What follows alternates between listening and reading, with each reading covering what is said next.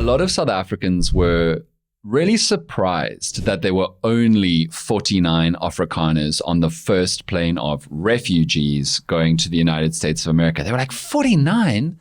Weren't there 70,000 people wanting to go and 8,000 applications?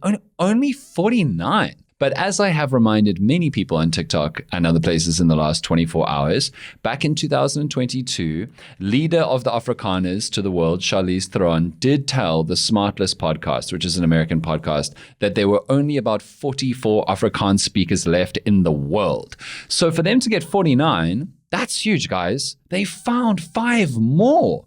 That's like an 11% population increase in just 3 years. The Afrikaans population has exploded. So the whole of South Africa is now trying to process what everybody is now calling the Great Tsek. Eric will not be believing that. Also, my favorite version of it is the full version, which is not the Voortrekkers, it's the Voetsekkers. The first...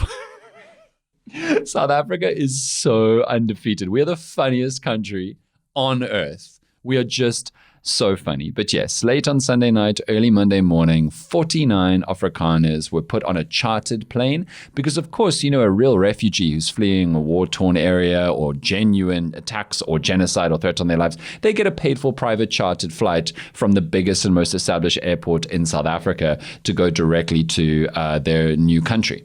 And they were flown in the middle of the night to Dulles Airport, which is in Washington, to have a little bit of a press conference with the MAGA Americans. And then being flown to Texas. And I just have to say, the American dream is not in Texas. It could be in many places, but the American dream is not in Texas. And we don't even know at this point whether or not they're going to be placed in housing. I assume they will. Whether or not they're going to be placed in jobs or on farms. We don't even know all of that yet. But we do know that 49 of them are now dearly departed. Or maybe not dearly departed. The general energy of nearly all of South Africa was Totsiens, good riddance, and Futsek, we are thrilled that you are no longer here. I'm surprised they went to Dallas, to be honest, or just Texas in general. I mean, they missed a really big opportunity there to go to San Francisco and be called the 49ers. That's very good. That's very... Is that an American football team? Yeah, the San Francisco 49ers. Nice. Very weird naming convention. Does the existence of the 49ers imply... I can't make this joke. What are you going to say, Dan? Does the existence of the San Francisco 49ers imply the existence of the 59ers and indeed the 69ers? Different ball game.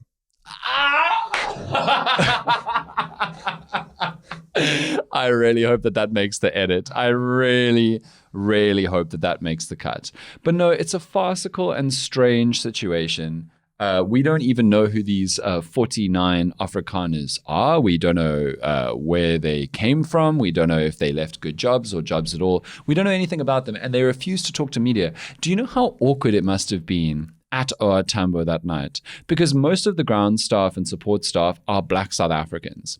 The same Black South Africans that these 49 Afrikaners, amongst others, say are at least associated with or part of or affiliated with by association, whatever, some kind of grand plot to wipe out the people who most recently ran apartheid and still benefit extraordinarily off of unbelievable systemic white privilege to the detriment of the vast majority of Black South Africans. Because the vast majority of white South Africans still live at a level of wealth and comfort and quality of life that the majority of Black South Africans could only dream of having in their lifetimes. And yet still, the victim complex, the victim mentality, of course, it could be that some of these 49 Afrikaners just saw a really good opportunity. They just wanted to move to America. Like, maybe they don't even believe all of the nonsense being spewed about the alleged white genocide and farm murder apocalypse pandemic that is so obviously clearly not happening, fact-checked to exhaustion by so many people and organizations from in and outside South Africa over the years. Maybe they just saw a good opportunity to get a far better quality of life because maybe they don't have particularly good lives here in South Africa. But the long and the short of it is they are now almost certainly the first of a number of groups of Afrikaners going across. And it's been kind of interesting to see the American media and kind of the American commentariat response, because this story ended up on the front page of two extremely influential now international news publications. So firstly, the New York Times covering it, and secondly, The Guardian in the UK. And the New York Times, I think they nailed it in a logline where they said 49 Afrikaners of the Afrikaners who most recently were doing apartheid get refugee status in the United States of America at a time where Trump's administration has cut all pathways to refugee relief for Black and brown people around the world in many countries who are genuinely in terrifying danger and need to flee, who face genuine horrors that are a threat to their lives and their communities' futures and current existences. And I think that we're in South Africa for a very wild week or two. Cyril Ramaphosa is scheduled to meet President Trump next week. It's going to be awkward. It's going to be really weird because Trump has been running his mouth for months now about the terrible things that are happening in South Africa. And just yesterday, what did he say? Just yesterday? I somehow missed this. Yeah, it was a press conference and he was asked some questions about the 49ers, as I'm going to now be calling them. So now we have to keep it in the edit. Yeah. He called it a genocide. He explicitly, directly. He directly, and he was like, why? He doesn't understand why the news aren't reporting it as a genocide. Meanwhile, ignoring the actual genocide that is happening in the world. Yeah, somebody on the dark place, formerly known as Twitter, said literally that they were like, to be this deluded and ignorant or this much of a liar to claim that there's genocide in South Africa and not in Gaza. Yeah. Like, I don't know how to process that kind of human. It's mad. Yeah. Yeah. But it's going to be really interesting now because already many more people in the United States of America are caring about and knowing about what the MAGA people are claiming about South Africa than when they started, because there are now white refugees arriving in America. And of course, many on the left, many centrists, and by that I mean Democrats, and many just people who are anti-Trump or don't like what he's doing. And funnily enough, I'm sure some Republicans are saying, what are you doing? Like, firstly, for the Republicans, it's like, I thought it was keep the foreigners out. I thought it was make America great again. I thought it was put America first. And then for the centrists and the leftists, it's like, so you are making space for and inviting and helping white people who are clearly not suffering anything that would qualify them as a refugee to come to America and be part of American life.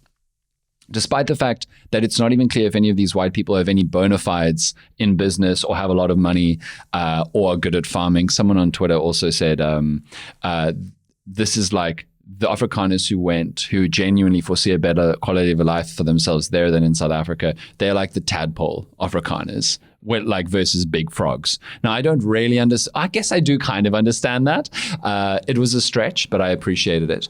But yeah, people on the American center and left are just saying like, so Black and brown people suffering genuine horrors in different places do not get refugee avenues, but these guys do.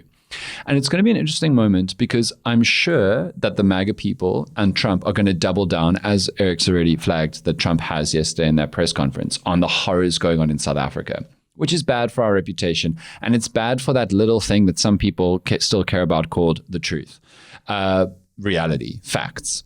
But I suspect that now that centrist and leftist Americans and American media investigating the story have an incentive to talk more about it and investigate it more, they will actually bother to find out what is happening truly in South Africa. And that could lead to a lot of Americans for the first time fighting back against Trump over the narrative and saying, no, South Africa is not like that at all. We checked. And that, ironically, could be really good for South Africa's reputation in the world. I mean, of course, the vast majority of the world, in fact, the world except for America, knows what is really happening in South Africa. And this could be a really crucial moment for our reputation in the most powerful country on earth still. As many millions of Americans for the first time learn about what is actually happening in South Africa as part of their desire to criticize Trump and to undermine his claim that these white people are in desperate need of help. It's like vaguely exciting. I just think it's good. It's better than the world where all of Trump's followers blindly swallow, oh, that terrible things are happening in South Africa to white people. It's better than just that being the narrative. It's better to have contestation from lots of Americans who have influence and sway, who are now going to find out what's really happening here. Of course, that won't affect Trump. In fact, if anything, it might inspire him into a reaction. He may get negged or he may feel offended and double down and lash out even more. And with his meeting with Ramaphosa on the way, it could have big consequences.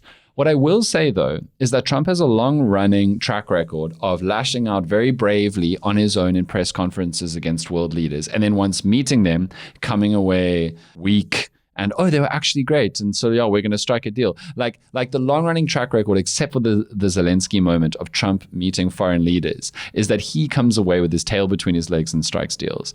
I don't know if that's going to happen with Ramaphosa.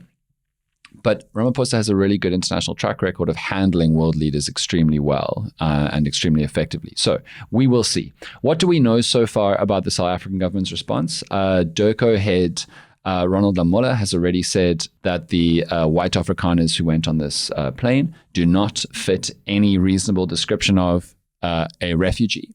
But Ronald Lamola said, they're exercising their rights as human beings to travel to any country that they wish for whatever reason that they wish. And that's totally fine. What is super interesting is how many South Africans don't want them to be allowed to come back, though.